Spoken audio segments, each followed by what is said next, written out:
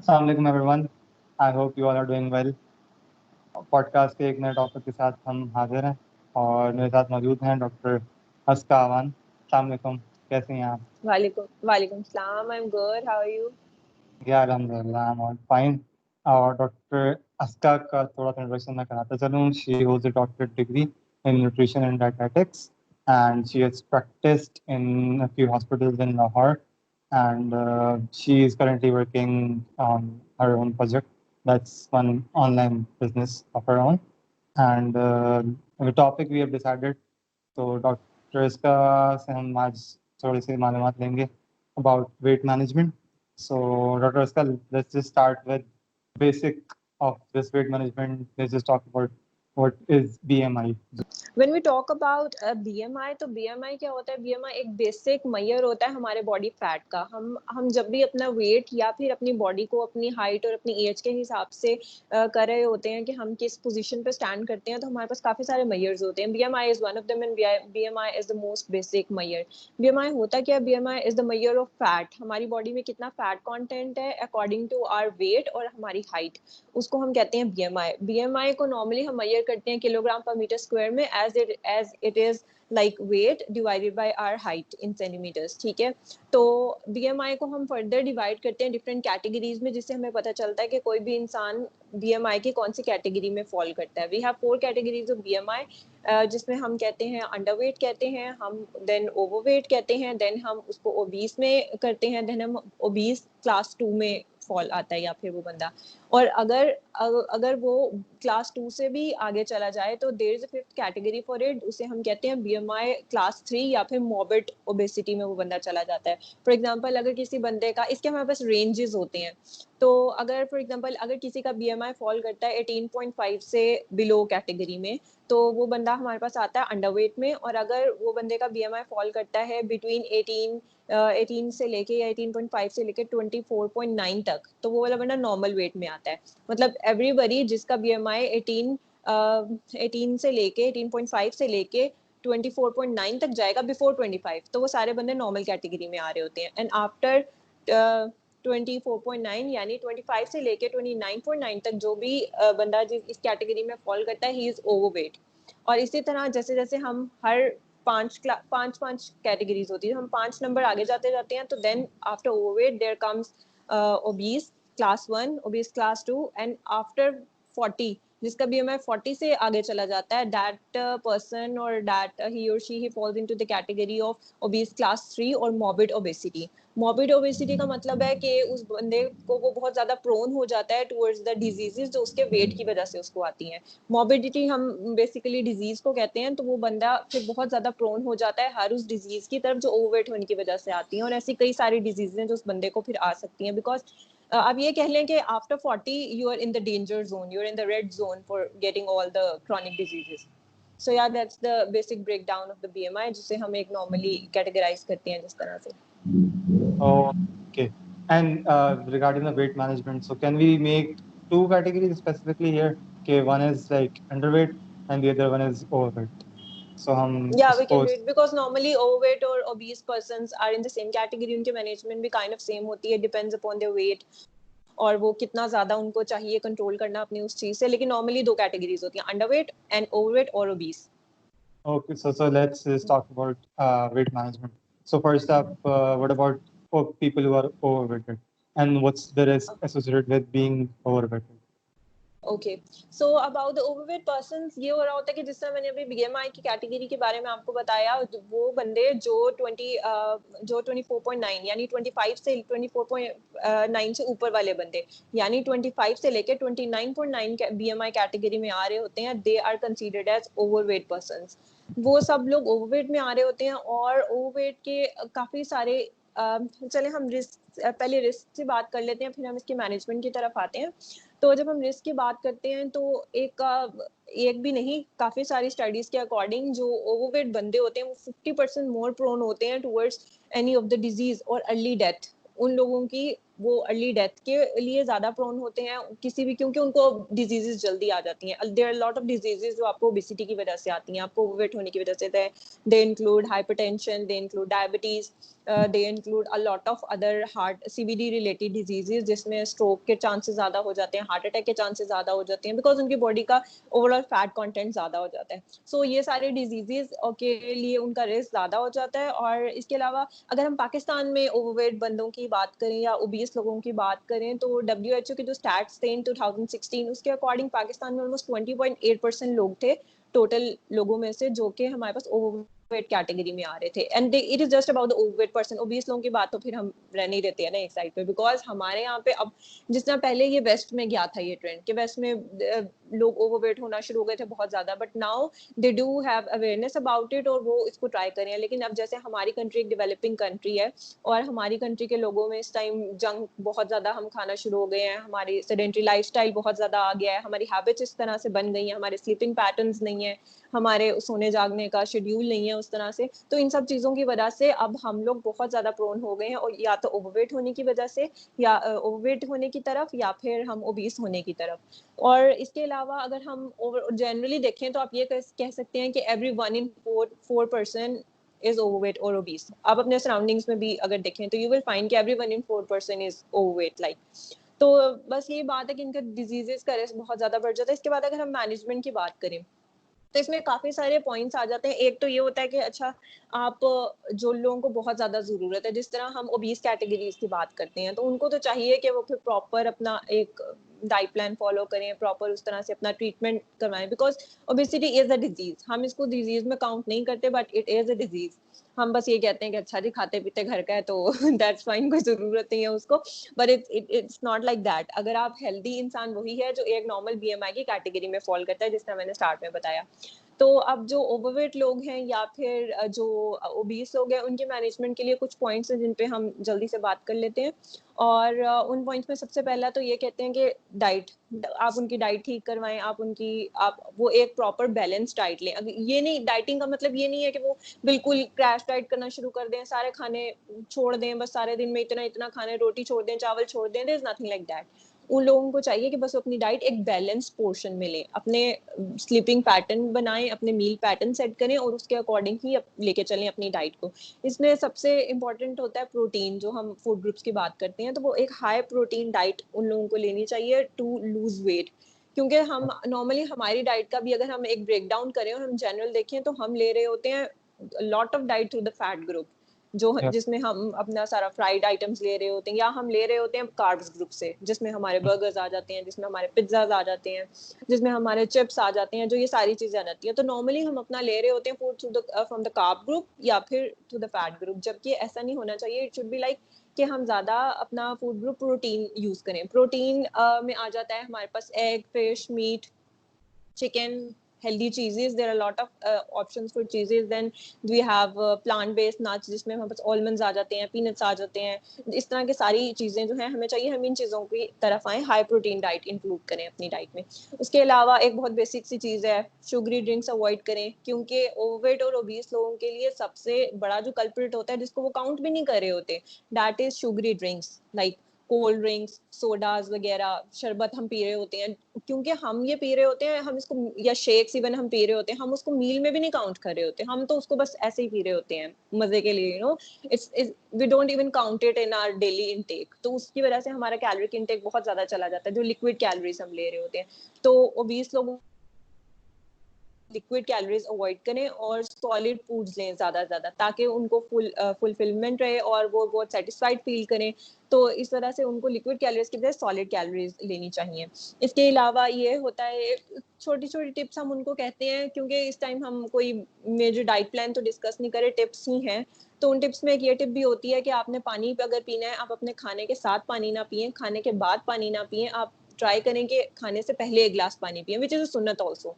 सुन्नत भी है कि अगर आप खाने से पहले एक गिलास पानी पिए, तो ये चीज़ बहुत हेल्दी होती है। बिकॉज जब हम खाने से पहले एक गिलास पानी पीते हैं, हमें चाहिए हम हमेशा एक फुल गिलास पानी का पिए।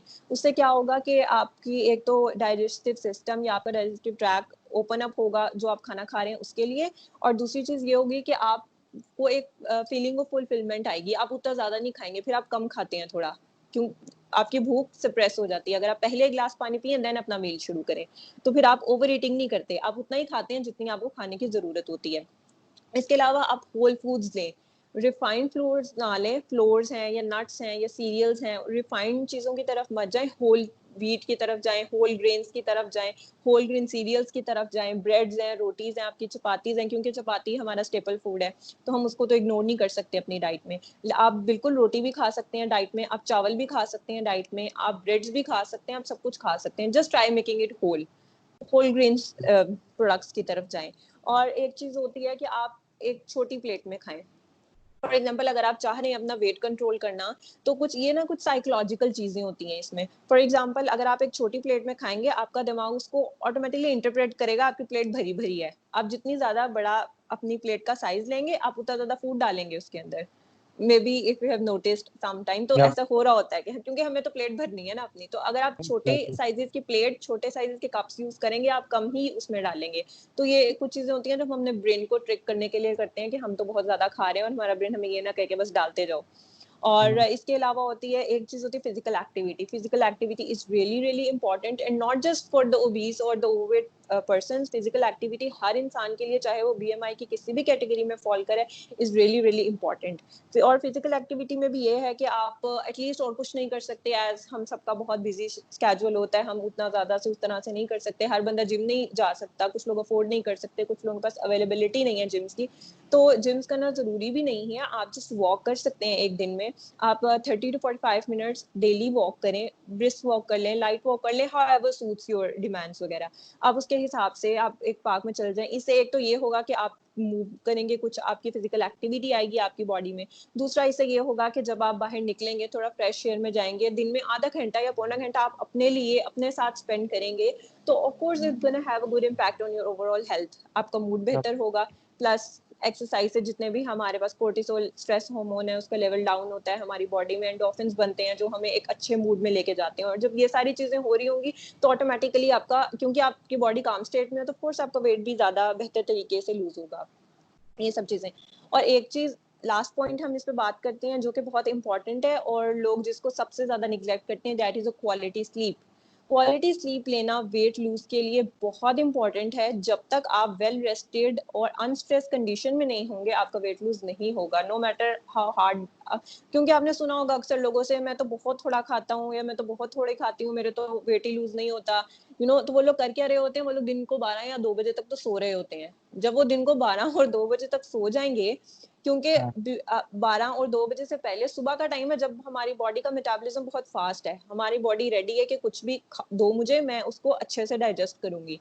क्योंकि जितना जैसे सुबह का टाइम होता है, बिकॉज आपने सुना होगा कि ये आई कैन रियली से कि किसका कॉल है, बट आई थिंक किसी सहाबा का कॉल भी है ये, कि आपको जो अपना ब्रेकफास्ट है नाश्ता करो बादशाहों की तरह, और सुना होगा मे भी आपने ये, और जी अपना जी जी लंच, हाँ, और अपना लंच जी. करो अपने दोस्त के साथ, और जो अपना डिनर होता है वो दुश्मन के साथ करो। ठीक है, इसका यही मतलब होता है कि आप बहुत अच्छा सारा ब्रेकफास्ट करो, सुबह जल्दी उठो, बहुत अच्छा ब्रेकफास्ट भी करोगे, हैवी ब्रेकफास्ट भी करोगे, तो वो आपकी बॉडी उसको अच्छे से डाइजेस्ट कर लेगी, क्योंकि सुबह के टाइम आपके बॉडी का मेटाबॉलिज्म बहुत फास्ट होता है। Then have a medium lunch, थोड़ा बेहतर लंच करो, and then have a very light dinner.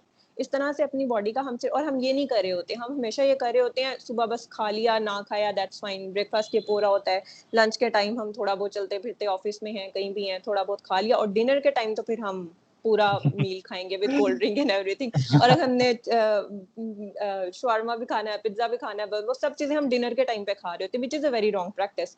तो और फिर वॉक भी नहीं इसी, और होती है. इससे आपकी, और फिर वॉक भी लाइक नहीं होती है हमारी, एग्जैक्टली वॉक भी नहीं होती है, क्योंकि खा इतना लिया तो अब हिला कैसे जाएगा हमसे। तो ये सारी चीजें होती हैं जो हमें, इसके लिए इंपॉर्टेंट है कि हम सबसे पहले अपना स्केड्यूल सेट करें, सोने जागने की रूटीन अपनी सेट करें, सुबह टाइम पे उठें, अपना ब्रेकफास्ट टाइम पे करें, अच्छे वाला ब्रेकफास्ट करें, देन लंच थोड़ा मीडियम लें, और देन बहुत लाइट सा अच्छा सा डिनर लें, और उसके बाद आप वॉक करें 30 to 45 minutes, then go to sleep. और जब आप थकेंगे, अपनी बॉडी को थकाएंगे थोड़ा सा वर्कआउट करके भी, तो आपको नींद भी ऑब्वियसली अच्छी आएगी। और अगर आपको नींद अच्छी आएगी, क्योंकि रात वाला पीरियड इज द पीरियड जब बॉडी ने रिकवर करना है, बॉडी ने अपने आप को, उसको वो रेस्ट में चाहिए। जब हम सोने से एग्जैक्टली पहले, लाइक अभी मैं सोने जा रही हूँ और मुझे भूख लगी है, मैं एक हैवी सा मील खा के सोने चली जाऊंगी, तो मेरी बॉडी बेचारी तो सारी रात उसको डाइजेस्ट करने में लगी रहेगी, उसको नहीं बिल्कुल। पता कि ये मैंने अब अपनी जो नॉर्मल उसको अपनी सारी बॉडी को रिकवर करने के लिए चाहिए, हमारी स्किन सेल्स जो होते हैं शेड हो रहे होते हैं, अच्छी नई वाली स्किन बन रही होती है, हम वो भी रात में हो रहा होता है, हमारे हेयर ने ग्रो करना है वो भी रात में हो रहा होता है, हमारे बॉडी के जितने भी सुकून वाले फंक्शंस हैं, रिकवरी के फंक्शंस हैं, वो हमारी बॉडी ने रात में करनी है, क्योंकि उस टाइम पे हमारी बॉडी हमसे ये एक्सपेक्ट करती है कि हम अपने खाने पीने के काम कम कर दें, ताकि बॉडी को सारी मेहनत उस तरफ ना करनी पड़े, हमारा डाइजेस्टिव ट्रैक्ट सुकून में आ जाए और बॉडी बाकी काम करे। लेकिन हम क्या कर रहे होते हैं, हम बॉडी को रात के टाइम इतना सारा खिला के सुला देते हैं, वो बेचारी सारी रात फूड ही डाइजेस्ट करने में लगी रहती है और उसको अपना कोई काम करने में मिलता ही नहीं है। तो फिर ना वो फूड अच्छे से डाइजेस्ट हो पाता है, ना जो उसने अपने रिकवरी के काम करने हैं वो भी नहीं हो पाता, और हम सुबह भी उठते हैं तो हम वेल रेस्टेड नहीं होते, हम उस तरह से फ्रेश फील नहीं कर रहे होते। तो ये सारी चीजें, छोटी छोटी चीजें हैं जो हम अपनी डेली लाइफ में चेंज कर सकते हैं और जो आपको बहुत हेल्प करेंगी अपना बीएमआई एक नॉर्मल रेंज में लाने के लिए। सो या आई थिंक बिल्कुल। अच्छा, वो मुझे याद आ गया जो आप मेंशन करी थी, सो इट गोज लाइक, जो कॉल है कि नाश्ता करना होता है शायद बादशाहों की तरह, और हाँ। दोपहर का खाना होता है वजीरों की तरह, और जो रात का खाना होता है वो होता है फकीरों की तरह। तो कि आप फकीरों की तरह आई ग्रेजुअली ग्रेजुअली है ना वो कम कम करते अपना रहते हैं। पोर्शन साइज कम करते जाओ। बिल्कुल बिल्कुल। और एग्जैक्टली हमारे यहाँ द इशू इज कि हम लोग बिल्कुल रिवर्स करते हैं, एग्जैक्ट रिवर्स कर रहे हम होते हैं। बिल्कुल रिवर्स करते हैं, हमने बिल्कुल अब हर नेचुरल चीज से डेविएट कर लिया हुआ है अपने आप को। रात बिल्कुल। अल्लाह मियाँ ने सोने के लिए बनाई है, हम रात सारी जागते हैं। दिन अल्लाह मियाँ ने काम करने के लिए बनाया है, हम सारा दिन सोते हैं। और this is the basic thing, आप जितना डेविएट करते जाओगे नेचुरल चीजों से, एक नेचुरल साइकिल से, नेचर के साइकिल से, जो चीजें जिस तरह बनाई गई हैं, the things are meant to be ना, night is meant to get जी, रेस्ट। दिन बिल्कुल वो बना इसलिए है कि हम काम करें। हम जितना ज्यादा भी फूड हैबिट्स को हम नेचुरल चीजों से आर्टिफिशियल चीजों की तरफ लेके जाएंगे, स्लीप पैटर्न को नेचुरल टाइमिंग से अननेचुरल टाइमिंग की तरफ लेके जाएंगे, किसी भी चीज में हम जितना ज्यादा डेविएट करते जाएंगे नेचुरल चीजों से अननेचुरल चीजों की तरफ, हमारी बॉडी में उतने ही मसले आएंगे, उतनी बीमारियां आएंगी, वेट के इश्यूज आएंगे, सब मसले उसी वजह से आएंगे। सो हमें चाहिए कि हम कोशिश करें जितना ज्यादा हम चीजों को नॉर्मलाइज रख सकते हैं उतना रखें। बिल्कुल। अच्छा, एक पॉइंट मुझे याद आ रहा है, मैंने सुना था कहीं के रिगार्डिंग वो हमारे यहाँ सुन्नत भी है, नुक्मे को चबाने का जो वो हुक्म है। सो हाँ ये है जी कि बिल्कुल। जितनी जितनी ज्यादा बार, ये मैंने ट्रिक शायद सुनी है कि जितनी ज्यादा बार हम नुक्मे को चबाएंगे उतनी ज्यादा बार हमें लगेगा कि यार we I am eating more. ठीक है ना, सो मैं छोटे लुकमे ले रहा हूँ और एग्जैक्टली यू उसको ज्यादा चबा रहा हूँ, तो उसकी रिपीटिशन से मुझे लगा कि यार बिल्कुल। मैं जो हूँ वो ज्यादा खाना खा रहा हूँ। मेडिकल बिल्कुल मेडिकल साइंस तो कहती है कि यू शुड चू बाय 32 टाइम्स। अब या इट्स टू मच, 32 टाइम्स तो कोई भी नहीं चू करेगा फूड। बट हम एटलीस्ट चलो हम 32 टाइम्स नहीं कर सकते, अगर हम कोई फूड 32 टाइम्स चू कर लेते हैं तो उससे क्या होगा, हमारे स्टमक पे भी कम बर्डन पड़ेगा, हमारी बॉडी पे भी कम बर्डन पड़ेगा, क्योंकि आधा काम तो मुंह ने कर दिया हमारा। बिल्कुल। लेकिन चलो इतने ज्यादा तो हम कर ही नहीं सकते, हम तो सिर्फ 2 बार उसको मुंह में भी 2 पीसेस में तोड़ते हैं और उसके बाद बस अंदर तो इतना ज्यादा 32 times is too much, but we can try like 6 से 7 टाइम्स एटलीस्ट एक बाइट को हम बट चू करें। ट्रेन ट्रेन तो कर सकते हैं ना अपने आप को, लाइक इस तरह से है हाँ ना वो हम ट्रेन तो कर सकते हैं ना, हम ट्राई अगेन तो इट्स कर सकते हैं ना कि इट्स हम a psychological trick, it's more of a psychological trick हाँ इट्स जिसके मोर of a through psychological trick. जैसे मैंने वो आपको बताया छोटी प्लेट वाला ट्रिक, और जैसे छोटे ये चम्मच सारे से ट्रिक्स, खाना, छोटे चम्मच छोटे से चम्मच खाना, से खाना, थोड़ी छोटे बाइट लोग में लेंगे, लेना। ज्यादा देर चू करेंगे, तो ये सारी चीजें साइकोलॉजिकल, क्योंकि वेट लूज करना is mind game, weight lose करना is more of a mind game than of the physical game. It's all in your head. अगर आपने सोच लिया ना एक दफा मैंने ये करना है, तो आपने वो फिर कर लेना है, चाहे कुछ भी हो। अब मेरे पास जो क्लाइंट्स भी आ रहे होते हैं ना, काफी सारी इस तरह कह रहे होते हैं, मैं उनको कहती हूँ कि अच्छा मैं आपको थोड़ी सी मुश्किल चीज दे दूं या आप खा लेंगे। सम पीपल आर लाइक आप हमें कुछ बताएं हम कर लेंगे, आप हमें जहर खाने को दें हम जहर खा लेंगे, हमारा वेट लूज होना चाहिए। People are like that, I am serious, people are like that, जो बहुत ज्यादा, क्योंकि क्या हो रहा होता है, तो मुझे बड़ी खुशी होती है ऐसे लोगों को देख के। ऑफ कोर्स मैं उनको जहर नहीं देने वाली, बट द थिंग इज कि मुझे उनकी मोटिवेशन देख के बहुत खुशी होती है कि they are ready to do anything. और कुछ लोग होते हैं जिनको मैं कुछ भी दे दूं ना, दे लाइक मैं ये नहीं खा सकती, मैं तो ये खा ही नहीं सकता, मैंने तो जिंदगी में कभी नहीं ये खाया, मैं नहीं ये खा सकता। बट द थिंग इज अब मतलब आप कह नहीं सकते ऑफ कोर्स इस प्रोफेशन में आगे के, तो फिर जिंदगी में ऐसे हैबिट्स करके आप, दैट्स व्हाई अब ये टाइम आ गया कि you have to come to a dietitian, और क्योंकि इसीलिए आपकी हेल्थ कंडीशन ऐसी है। लेकिन ये बात हो रही होती है कि आपको माइंड ओपन रखना चाहिए टुवर्ड्स द चेंजेस। आपको पता बिल्कुल बहुत सारी चीजें हैं, आपको उन चीजों को एक्सेप्ट करना चाहिए और आपको ट्राई करनी चाहिए कि जो सी भी सारी चीजें हैं आप उनको फॉलो करने की कोशिश करें। तो ये, बिल्कुल। क्योंकि it's all in your head. अगर आप दिमाग से सोचेंगे ना मैं ये कर लूंगी, आप कुछ भी कर लेंगे। हम देखते हैं लोग घंटा घंटा स्ट्रेंथ ट्रेनिंग कर लेते हैं, लोग 2-2 घंटे की स्ट्रेंथ ट्रेनिंग कर लेते हैं, क्योंकि they are so focused on their goal, जो भी उनका गोल है। आप एक गोल True सेट that. करें, आप सोचे मैंने ये अचीव करना ही करना है, और वो अचीव कर लेंगे फिर, because it's all where you put your all focus into. आप जहां अपना फोकस पुट करेंगे वहीं पे आप वो चीज अचीव कर लेंगे। So it's all in your head. True that. Okay, so I guess obesity or overweight पे तो हम काफी बात कर चुके हैं. Let's just talk about how what it is to be an underweight और उसको मैनेज करना किस तरह से होता है, and like क्या रिस्क होते हैं being an underweight actually. Okay, so underweight को हम डिफाइन करते हैं जैसे बीएमआई की कैटेगरीज में मैंने आपको बताया। तो अंडरवेट कैटेगरी हमारे पास आती है जो बिलो 18 होते हैं, जो बिलो 18 जिनका बीएमआई आता है, दे आर अंडरवेट। और जितना मुश्किल हमारे पास यहाँ हमारे पास जितनी ज्यादा रेशियो है ना ओवरवेट लोगों की, उससे कहीं ज्यादा रेशियो हमारे पास अंडरवेट लोगों की भी आ रही होती है। जो लोग मोटे हैं ना, जो कुछ लोग तो ओवरवेट हैं, ओबीस हैं, उनको लग रहा होता है बस हमारा ही मसला सबसे बड़ा है, लेकिन अगर आप अंडरवेट लोगों को देखें तो उनके साथ भी बहुत सारे मसाइल आ रहे होते हैं जिंदगी में। सबसे पहले तो ये है कि जो हम अगर मेन और विमेन की रेशो भी देखें ओवरवेट में, तो अकॉर्डिंग टू द स्टडीज यही बात है कि जो औरतें हैं ना वो ज्यादा अंडरवेट होती हैं rather than men. Only 1% men, अगर हम इसको डिवाइड करना चाहें तो it's like only 1% of the men are underweight, while as compare to the 1% men 2.4% of the women are underweight.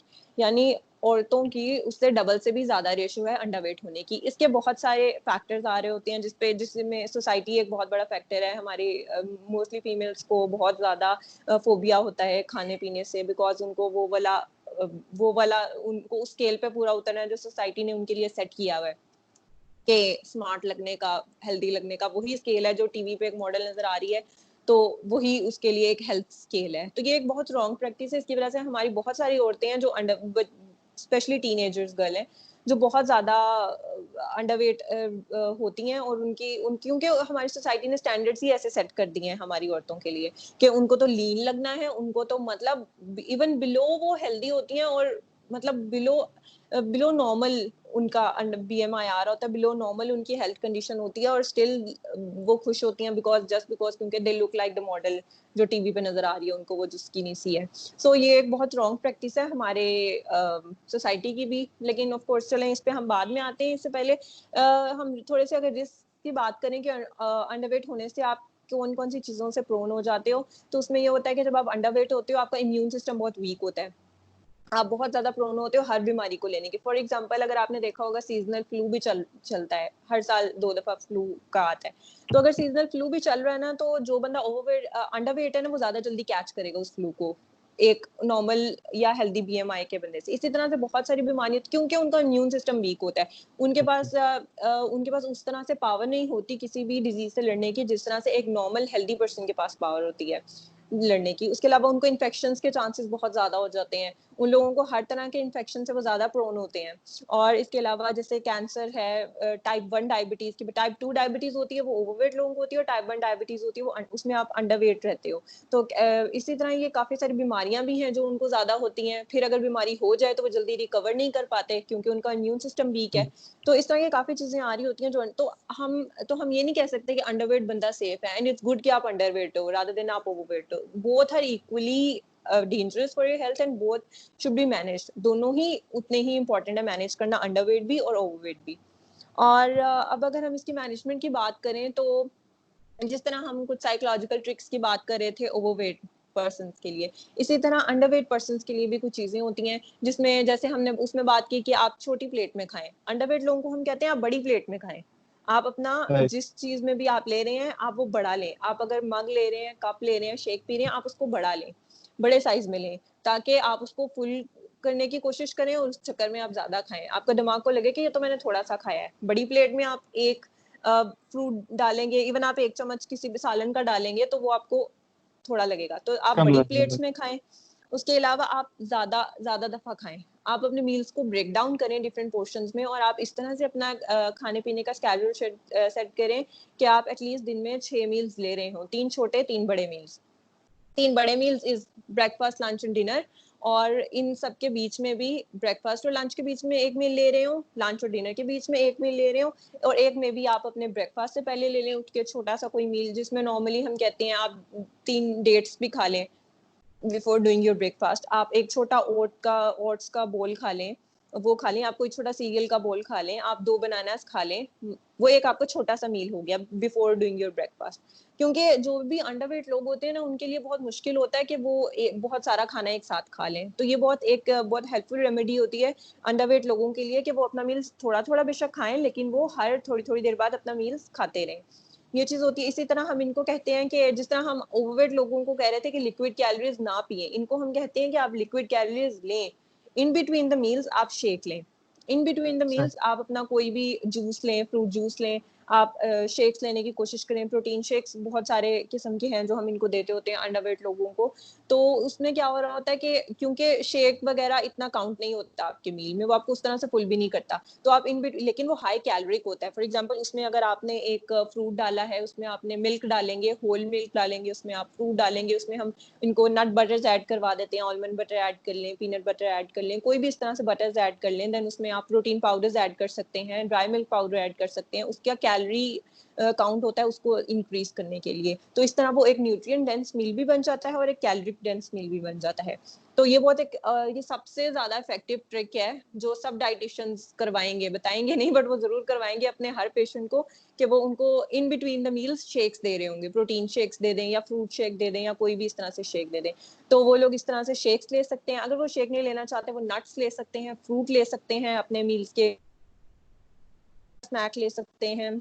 इसके अलावा स्लीप की बात करते हैं, तो स्लीप जितनी इंपॉर्टेंट है ओवरवेट या ओबीस लोगों के लिए, उतनी ही क्वालिटी स्लीप लेना इंपॉर्टेंट है अंडरवेट लोगों के लिए, क्योंकि उन्हें भी अपनी बॉडी एक काम और रेस्टेड स्टेट में चाहिए। जितना ज्यादा वो रेस्ट करेंगे, उनका मेटाबॉलिज्म उतना अच्छा होगा, वो उतना ज्यादा खाने की तरफ आएंगे और उतना ज्यादा एक हेल्दी वे में आएंगे। और इसमें ये नहीं होता कि जस्ट आप वेट गेन करें, क्योंकि काफी सारे क्लाइंट्स ये भी बता रहे होते हैं कि जब वो वेट गेन करते हैं ना, और इवन वो 4 से 5 किलो भी वेट गेन करेंगे ना, तो you can just see it on their skin, on their hair, on their overall health. It's not just about the weight, it's about their overall health जो बेहतर हो रही होती है आपका वेट गेन होने से। इसके अलावा ये होता है कि इन्हें हम कहते हैं, एक टर्म हम यूज करते हैं इन्हें अंडरवेट लोगों को, इन्हें हम कहते होते हैं ईट मोर देन यू बर्न।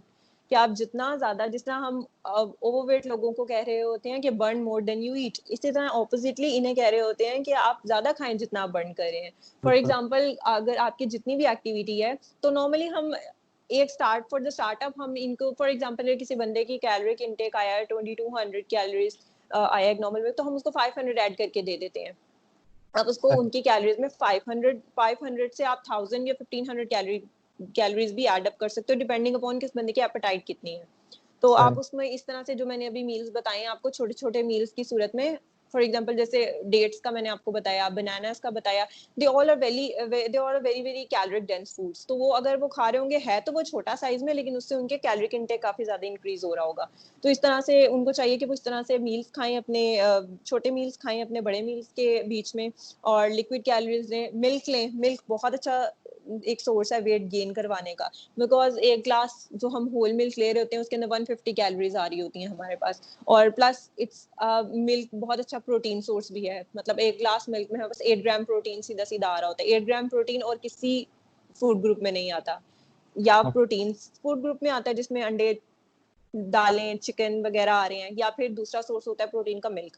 तो उन लोगों को चाहिए कि वो अपनी डाइट में ज्यादा से ज्यादा मिल्क यूज करें, 2 से 3 सर्विंग डेली वो मिल्क यूज करें।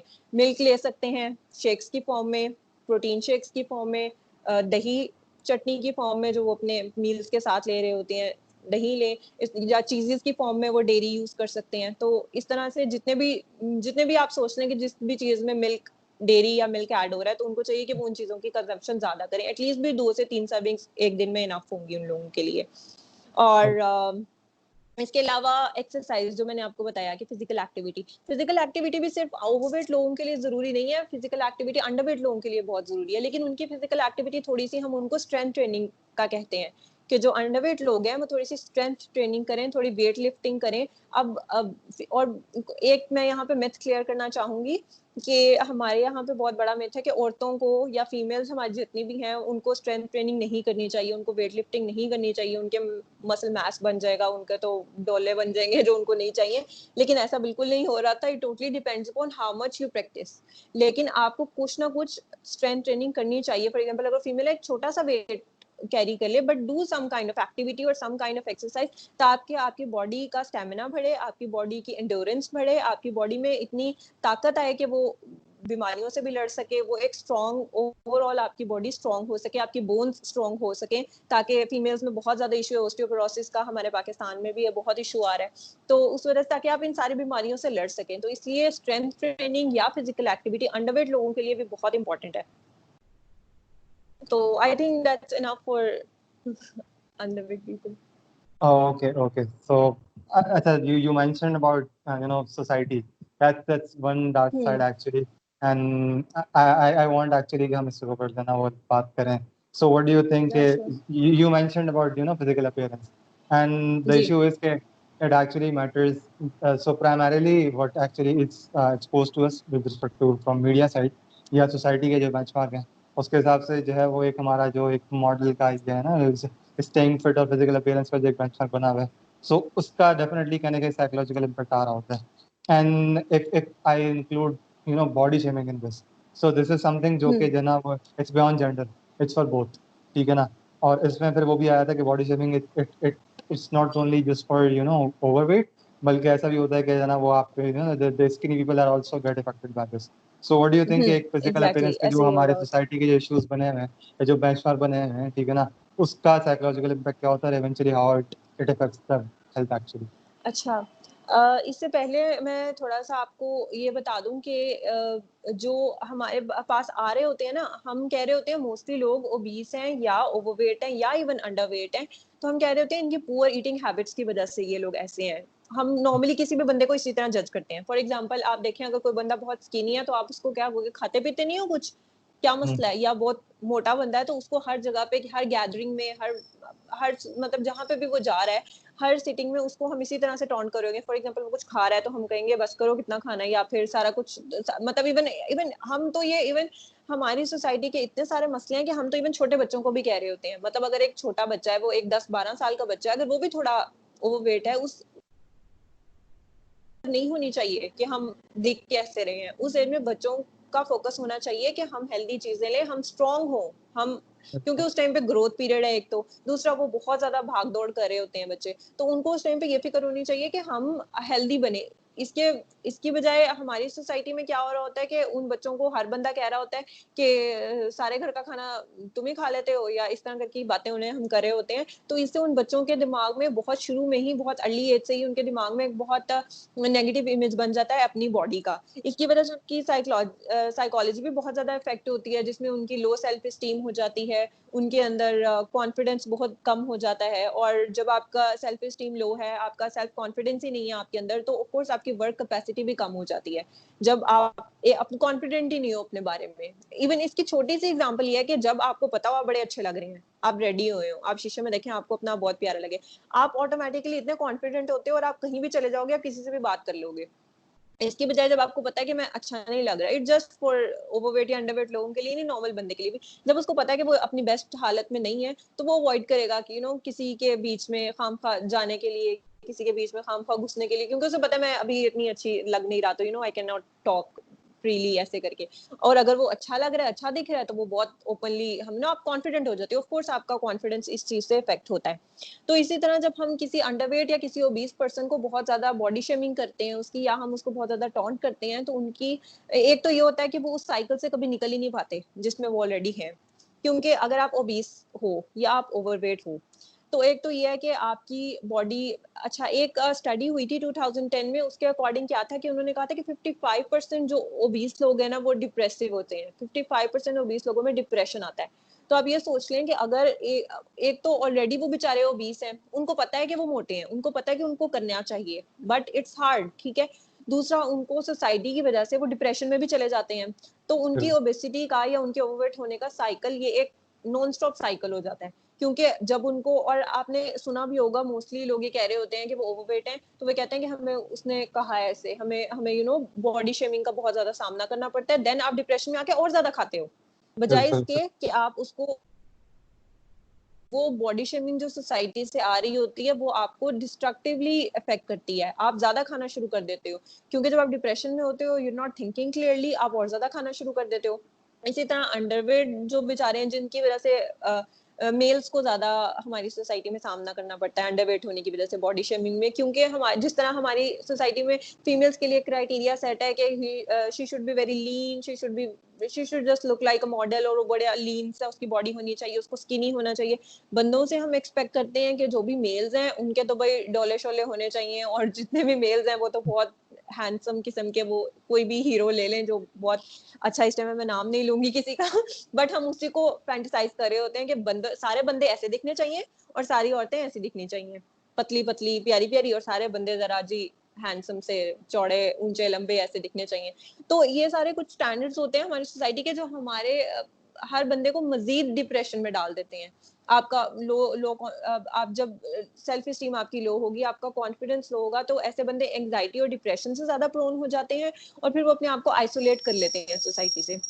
मोस्टली आपने देखा होगा जो ओवरवेट लोग होते हैं वो बहुत चिड़चिड़े भी होते हैं, वो गुस्से के तेज हो जाते हैं, वो चिड़चिड़े होते हैं, वो एंग्जाइटी में रहते हैं, और वो अपने आप वो ना सोशल डिस्टेंसिंग की तरफ जाते हैं। मतलब अगर कोई कोई भी सोशल गैदरिंग है, स्पेशली फैमिली गैदरिंग्स हो, तो वो उसमें जाना बहुत ज्यादा अवॉइड करते हैं, क्योंकि वहां जाके उनका वेट ही तो डिस्कस हो रहा होता है, हर बंदा उनको देखेगा बहुत मोटी हो गई तुम तो पहले से। तो मतलब वो ऐसी फिर वो क्या करेंगे कि फिर वो ऐसी सिचुएशन ही अवॉइड करेंगे जहां पे उन्हें इस तरह के कमेंट्स मिलेंगे। तो आहिस्ता आहिस्ता वो आइसोलेट होते जाते हैं सोसाइटी से, आहिस्ता आहिस्ता वो इन सारी चीजों से बहुत ज्यादा अपने आप को कट ऑफ करना शुरू कर देते हैं, which further Leeds into depression. तो वो कभी भी इस साइकिल से निकल ही नहीं पाते। इसी तरह जैसे सोसाइटी ने साइकिल सेट किया हुआ है हमारी फीमेल्स के लिए, इसकी वजह से फीमेल्स में बहुत ज्यादा डिजीजेज आ जाती हैं। दो मेजर डिजीजेस के बारे में हम थोड़ी सी बात कर लेते हैं, जिसे हम फीमेल्स में कहते हैं, टीन एज फीमेल्स में स्पेशली एनोरेक्सिया एक डिजीज आ जाती है, और एक आती है बुलिमिया नर्वोसा। ये दो डिजीजेज थोड़ी सी ये हैं कि जो एनोरेक्सिया के पेशेंट्स होते हैं ना, वो क्या, ये भी एक साइकोलॉजिकल डिजीज है जो आपको अपने वेट की वजह से आती है या सोसाइटल प्रेशर की वजह से आती है। इसमें क्या हो रहा होता है कि वो फीमेल जितनी भी लीन है, और ऐसी फीमेल्स हमारे इर्द गिर्द भी बहुत होती हैं, आपने देखी होंगी, वो अच्छी खासी पतली है but she will always think मैं तो बहुत मोटी हूँ। सुना होगा पतली से लड़की भी कह रही होती है मोटी हूँ भाई, मैं तो बहुत मोटी हूँ, हालांकि यूल से यार ठीक हो तुम तो। लेकिन क्या होता है कि क्योंकि एक सोसाइटल प्रेशर है, मीडिया का प्रेशर है हमारे ऊपर, हम अपने आप को कंसीडर कर रहे होते हैं कि हम मोटे हैं। तो ऐसी फीमेल्स क्या करती हैं, उनकी ऑटोमेटिकली जब हर वक्त उनके दिमाग में ये चलता रहेगा कि हम सोसाइटी के स्टैंडर्ड्स पर नहीं आते, हम उस मीडिया स्टैंडर्ड्स पर नहीं आते जो हमें होना चाहिए, और हम बहुत मोटे हैं, तो वो उनकी एपेटाइट बहुत सप्रेस हो जाती है, वो खाती ही नहीं है, और वो नहीं खाती और वो अंडरवेट की तरफ चले जाती हैं। स्टिल उनको यही लगता है, और इसकी वजह से फीमेल्स में बहुत ज्यादा हार्मोनल इश्यूज भी आ जाते हैं। तो उनकी तो सारी लाइफ इसकी वजह से बहुत ज्यादा इफेक्ट होती है। इसी तरह दूसरी कंडीशन जिसकी हम बात करते हैं विच इज बुलिमिया नर्वोसा, उसमें भी क्या हो रहा होता है, ये कंपैरेटिवली कम है लेकिन इसकी भी रेशो बहुत ज्यादा है। हमारी अपनी सोसाइटी में काफी पेशेंट्स हमें इसके भी मिल रहे होते हैं। जो बुलिमिया के पेशेंट्स होते हैं उनमें क्या हो रहा होता है कि वो खा तो लेते हैं एक दफा, फॉर एग्जाम्पल आपने देखा होगा कि वो बहुत ज्यादा बैठ के, कुछ लोग होते हैं जो किसी के साथ बैठे हैं, फ्रेंड्स के साथ बैठे हैं, वो बहुत ज्यादा खा लेते हैं। आफ्टर दैट उन्हें इतनी ज्यादा स्ट्रॉन्ग फीलिंग आना शुरू हो जाती है गिल्ट की, वो बहुत ज्यादा गिल्टी फील करना शुरू कर देते हैं कि हमने तो आज बहुत ज्यादा खा लिया, हमने तो ओवर ईटिंग कर ली, अब तो हम मोटे हो जाएंगे, फीमेल्स में स्पेशली। तो what they do is they try कि वो उस फूड, खाए हुए फूड को निकालें, एंड इट इज ट्रू, सुनने में आपको शायद लगे कि ये क्या चीज है, बट इट इज ट्रू, बहुत सारी फीमेल्स इस चीज में होती हैं, they try to literally vomit out the food. वो खुद वो खुद से वॉमिट करती हैं फूड को, या वो लेग्जेटिव यूज करती हैं कि दे सेल्फ इंड्यूस्ड डायरिया करवाती हैं ताकि उनका वेट लूज हो, क्योंकि अगले दिन उनको अगर वेट स्केल पे दिखेगा कि मेरा वेट 1 किलो आज बढ़ गया, तो वो उनको इतना ज्यादा डिप्रेशन कॉज कर देगा। इसकी वजह से वो एक साइकिल में चली जाती हैं जिसे कहते हैं बिंज ईटिंग का साइकिल, और देन उसको रिमूव करने का साइकिल। और हर दफा ऐसा ही हो रहा होता है, वो पहले बहुत ज्यादा खा लेंगे डिप्रेशन में आके, देन वो उसको निकालने की कोशिश करेंगे। तो ऐसी बहुत सारी बीमारियां, there are list of those, अब हम उन सबके बारे में तो बात नहीं कर सकते, बट देयर लिस्ट ऑफ दो बीमारियां या लिस्ट ऑफ दो साइकोलॉजिकल इश्यूज जो हमारी सोसाइटी में हो जाते हैं just because of the media का प्रेशर, सोसाइटी का प्रेशर। और इसके अलावा ये चीजें तो वो है ना जो आप देख नहीं सकते, या you are just talking about it. इसके अलावा कुछ चीजें तो उनकी हेल्थ में भी बहुत सारे इश्यूज आ जाते हैं इन सारी चीजों की वजह से, जो भी उनका साइकोलॉजिकल इफेक्ट हो रहा था, हार्मोनल इम्बैलेंसेस होना शुरू हो जाते हैं आपकी बॉडी में। फॉर एग्जांपल आप जितना ज्यादा स्ट्रेस लेते हो, आपकी बॉडी में कोर्टिसोल लेवल, एक स्ट्रेस हार्मोन है, कोर्टिसोल हम स्ट्रेस हार्मोन को कहते हैं, तो आपकी बॉडी में कोर्टिसोल लेवल बहुत इंक्रीज करना शुरू हो जाता है। और आपकी बॉडी में जब कोर्टिसोल लेवल इंक्रीज होगा, आपका मेटाबॉलिज्म स्लो डाउन होगा, आपके डाइजेस्टिव सिस्टम स्लो डाउन होगा, तो इस तरह से जब ये चीजें स्लो डाउन हो गई हैं, ऑफ कोर्स फिर जो चीजें आप खा रहे हो, आप कम भी खा रहे हो, आपका वेट लूज नहीं होगा। आप कम भी खा रहे हो तो आपका उस तरह से आपको उस डाइट का इफेक्ट नहीं आएगा, क्योंकि आपकी बॉडी में ऑलरेडी स्ट्रेस हार्मोन्स बहुत ज्यादा है। सेरोटोनिन एक हार्मोन होता है जिसकी हम बात करते हैं, तो वो भी स्ट्रेस के में कम हो जाता है। और सेरोटोनिन हमारा होता है सेटिस्फाइंग हार्मोन कह लें आप, या जो हमारे ब्रेन को सिग्नल देता है कि आई हैव हैड इनफ, मैंने यहाँ पे रुकना है। तो जब आप डिप्रेशन में हो, आपके हार्मोन ज्यादा हैं, तो उससे क्या होगा कि आपकी बॉडी में सेरोटोनिन लेवल कम हो जाएगा और आपका ब्रेन उस तरह से सिग्नल नहीं कर पाएगा कि when I have to stop. तो ये एक नेवर एंडिंग हार्मोनल साइकिल हो जाता है। और ये जस्ट बात नहीं है, ये जस्ट एक साइकोलॉजिकल बात नहीं है, ये एक ट्रू बात है, जो ये एक ट्रू चीजें हो रही होती हैं उस टाइम हमारी बॉडी में, ये सब कुछ हो रहा होता है। तो इट्स रियली रियली डेंजरस उन सब लोगों के लिए। तो इससे बचने का सबसे पहला तरीका तो ये होता है कि ऐसे लोगों की बातें सुनी ही ना जाए। लेकिन ये भी नहीं हो सकता, हम सोसाइटी में रहते हैं, हमें उनकी बातें सुननी पड़ती हैं। तो आप उनकी बातों को ये कर सकते हो कि आप उनकी बातों को कंस्ट्रक्टिव वे में लो।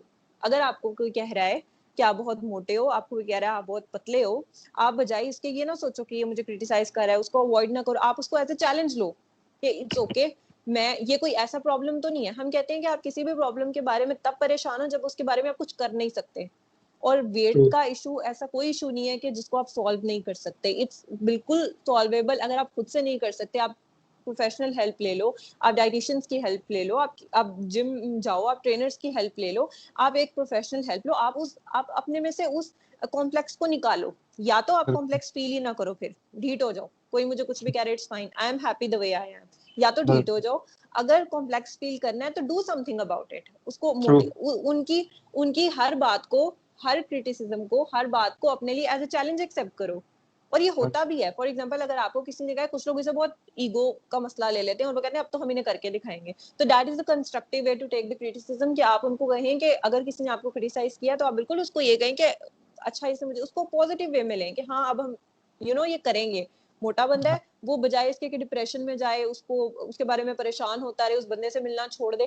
हाँ, it's so wrong of the society, ऐसे तो किसी को कहना ही नहीं चाहिए। लेकिन हम ऑफ कोर्स सबके मुंह नहीं बंद कर सकते, हम किसी को रोक नहीं सकते। हम बस वो कर सकते हैं जो हम अपने पार्ट पे कर सकते हैं, और वो यही है कि हम ट्राई करें कि पॉजिटिव रहें, स्ट्रेस से जितना दूर रह सकते हैं रहें, और जंक फूड अवॉइड करें। क्योंकि कुछ फूड होते हैं जिन्हें हम कह रहे होते हैं कि इंस्टेंट प्लेयर फूड्स होते हैं।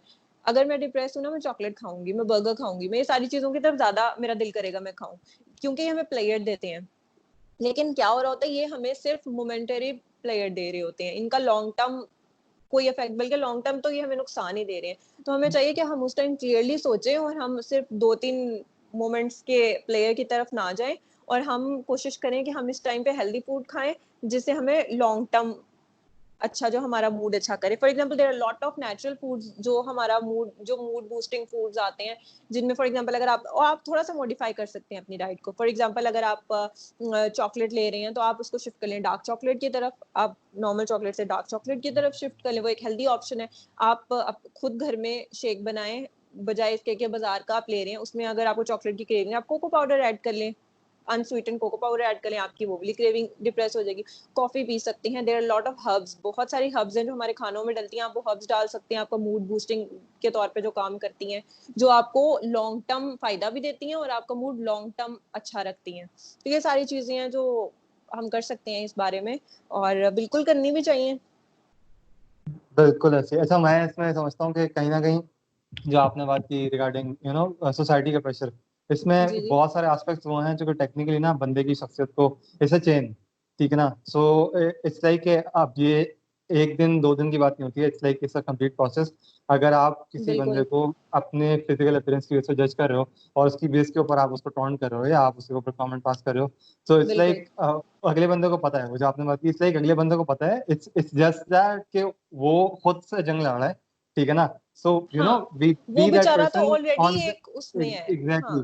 उसको आप उसको अपने पेस पे रहने दें, ठीक है ना। इट्स मोर इम्पोर्टेंट कि आप उसको गाइड कर दें या सपोर्ट कर दें। If you can't do it, please don't bash about it. मतलब हाँ, इसमें यहाँ पर एग्जैक्टली एग्जैक्टली तो इसमें ये आता है बिकॉज अल्टीमेटली जो आप उसकी बात कर रही हैं regarding social distancing and all, मैं जो थोड़ा इसमें अगर मैं अनकॉन्शियस का पार्ट ऐड करूँ, सो अनकॉन्शियस का जो होता है, जैसे आपने प्लेजर प्रिंसिपल की बात की, सो इसमें ये होता है कि अनकॉन्शियस को तो सर्वाइवल इंस्टिंक्ट पर काम कर रहा होता है। मुझे पता है कि अगर जो है वो मुझे इवन अपने घर वालों के साथ डिनर पे बैठ के भी बॉडी शेमिंग होने वाली है, so I am gonna skip that dinner for sure. ठीक है ना, तो मैं तो एग्जैक्टली वो खाना भी जो है ना वो शायद मैं अपने कमरे में ही खाऊं, शायद घर वालों के साथ टेबल पे ना खाऊं। एग्जैक्टली हाँ, तो बिल्कुल तो वो ऐसे ही तो है, वो तो बहुत बाद में आता है कि मैं किसी तकरीब में जा पाऊं या किसी रिश्तेदार से मिलने जा पाऊं। सो बिल्कुल सो ऐसे ही है, ये बिल्कुल ऐसे ये ही है। तो इस हद तक जो है ना वो जो है ना डिजास्टर्स हो जाता है कि बंदा जो है वो, because it's like a situation जहां पर बंदे को परसीव हो चुका होता है कि यार it's a threat for me. ठीक है ना, एंड व्हाट्स मोर कि एग्जैक्टली अगर इसमें है ना वो अगर बंदे को कोई फिजिकल जो है ना वो कुछ इश्यूज आना शुरू हो भी जाए, कि कोई वो बीमार होना शुरू हो जाए, या जो आपने इन्फेक्शन वगैरह की बात की, या कोई ऐसी सडन बीमारी आना शुरू हो जाए जो उसको लगे कि नहीं यार this is basically happening because of my health issues. ठीक है ना, बिल्कुल और फिर बिल्कुल वो उसको उस चीज से कूप अप करने के लिए डेफिनेटली सपोर्ट की जरूरत होती है, एंड आई बिलीव कि the first contact in this is family for sure. तो आई बिल्कुल गेस ऐसे ही है, it's the family support first, is really important. बिल्कुल कि इसमें कहीं ना कहीं है ना वो सोसाइटी का जो डेफिनेटली जो फर्स्ट चंक होता है वो तो होता ही फैमिली है। सो आई बिलीव कि अगर जो है बिल्कुल वो ऐसे ही है, हमारे आसपास के लोग ही कहीं ना कहीं इस चीज़ को सपोर्ट करना शुरू कर दें, सो डेफिनेटली इस चीज़ से ना वो कूप अप बिल्कुल किया जा सकता ऐसे ही है, बिल्कुल ऐसे ही है। और इसमें मैं ये ऐड करना चाहूंगी कि एज अ सोसाइटी हमें बहुत ज्यादा इस चीज की जरूरत है कि हम थोड़े से काइंड हो, हम थोड़े से ना अपना वो वाला मोड कम करें कि जिसमें हम लड़ रहे हैं, हर बंदे का मजाक उड़ा रहे हैं, किसी बंदे को बस we are just trying to find out an opportunity कि बस हमें कहाँ मौका मिले इस बंदे को टॉन्ट करने का, हम बस उसको एज अ जोक ले रहे हैं, हमारे लिए वो बात मैटर भी नहीं करती। मैं आज किसी को कुछ कहूंगी ना, मैं भूल भी जाऊंगी, मैं अगले मोमेंट ही भूल जाऊंगी मैंने इसको कुछ कहा, बट वी डोंट नो कि वो जो मेरे मुंह से बात निकली है उस बंदे पे कितना लॉन्ग लास्टिंग इम्पैक्ट डालने वाली है। जैसे आप कहते हो कि आपके मुंह से कुछ भी निकल जाए, फॉर एग्जाम्पल आप दुआ, हम कहते हैं कि हम किसी के लिए दुआ करें, तो हम किसी के लिए दुआ करें ना तो वो असर रखती है, इसी तरह बदुआ करेंगे ना वो भी असर रखेगी। अगर आपकी बात की मुंह की निकली हुई अच्छी चीज का असर होता है, तो हमें ये सोचना चाहिए कि हमारी बात मुंह से निकली हुई हर बुरी बात का भी बहुत डीप इम्पैक्ट होता है उस बंदे पर। और हमें ये as a society as a nation करना चाहिए, बहुत ज्यादा हमें इस चीज पे फोकस करना चाहिए कि हम एक दूसरे को बिल्ड अप करें, हम एक दूसरे का सपोर्ट सिस्टम बने, स्पेशली टू द वंस जिन्हें हम प्यार करते हैं, स्पेशली द लव वंस, हमारे पेरेंट्स हैं, हमारे बहन भाई हैं, हमारे क्लोज फ्रेंड्स हैं। बजाय इसके कि हम उनको छेड़ते रहे हर वक्त के, हम उनको ना, इवन हम तो उनको नाम देना शुरू कर देते हैं, हम तो निक नेम्स रखना शुरू कर देते हैं जिस तरह से भी वो है। बंदा लगता है। बजाय इसके हमें चाहिए कि हम उसको एक सपोर्ट दें, हम उसको बताएं कि we are there for you, if you need any Yeah. Help we are there for you. आप हमें बताओ, और जितना आपको पता है आप उसको सॉल्व करने की कोशिश करो। एंड इफ यू फील कि उस बंदे को नहीं चाहिए आपका मशवरा, वो तो ऑलरेडी डिप्रेस है, तो बस just just shut up, just हाँ, बंद रखो अपना मुंह, और उसको अननेसेसरी एडवाइस मत देते जाओ अगर आपको लग बिल्कुल रहा है कि वो बंदा इरिटेट हो रहा है आपकी उस चीज से, क्योंकि ही नोज और शी नोज के what he needs to do. उसको मोटिवेट कर सकते हो आप, बिल्कुल आप उसको कंपनी दे सकते हो उसकी उस चीज में, अगर आपको लगता है कि इसको वॉक करनी चाहिए and he or she is your brother और योर सिस्टर और योर पेरेंट, तो आप क्या कर सकते हो, आप कहते हो आओ वॉक करने चले, मतलब यू कैन सपोर्ट हिम, आप उसका उस बिल्कुल चीज का हिस्सा बनो, रादर आप उसको सारा दिन बैठ के बोलते रहो खाई जा रही हो तुम, वॉक नहीं करी, तुम वॉक नहीं करी, बजाय इसके उसको आओ हम वॉक करने चलें। मतलब it's just a little example कि हमें बिल्कुल चाहिए कि हम जैसे का सपोर्ट सिस्टम बने, बजाय इसके कि बिल्कुल हम हर वक्त अपने छुरी कांटे तैयार रख के बस बैठे रहें कि कब किस पे अटैक करें। बिल्कुल बिल्कुल बिल्कुल। आई गेस बिल्कुल it's pretty much informative session, बहुत कुछ आई गेस बहुत जरूरी था। ये जो लास्ट पॉइंट है एग्जैक्टली आई बिलीव के इसके ऊपर बात होना बिल्कुल बाकी, बिल्कुल इट्स हाई टाइम के इसके ऊपर डेफिनेटली बात हो। And I appreciate for your time बिल्कुल। अगेन, कि जो है वो आपने टाइम निकाला है वेलकम। और काफ़ी जो है वो हमने यू बहुत वेलकम। इंफॉर्मेटिव जो है ना वो बातें बताई हैं। एंड ऑन दैट जी note I I hope it believe will be helpful सब लिसनर्स के लिए भी। डेफिनेटली आई बिलीव कि जो हमने बातें की हैं, जो आपने इन्फॉर्मेशन दी है, उस पर अमल करके डेफिनेटली है ना वो एक सेहतमंद माशरा जो है वो हम बना सकते हैं, और इसी के थ्रू जो है ना वो हम मुल्क और कौम की बिल्कुल। तरक्की डेफिनेटली अफराद की बेस पे हम कर सकेंगे। And once again thanks a lot. और आई यू बिलीव के welcome, thank you so much for having me with you. I appreciate for your time. And on that note, listeners and my audience, I believe कि आपको बहुत कुछ सीखने को मिला होगा. Till the next podcast and some other new topic. I say you. Allah Hafiz.